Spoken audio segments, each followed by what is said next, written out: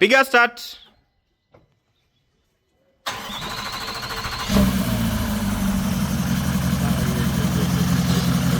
That's the Range Rover tdv8 4.4. We are doing the engine overhaul. The car is okay now. The engine is running. The owner is happy. Ebu zima upige. Piga tena.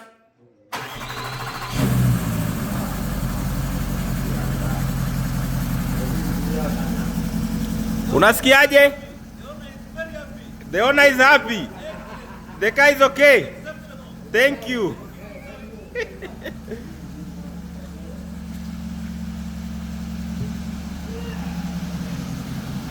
Aya, zima upige kwa mara ya mwisho. Piga.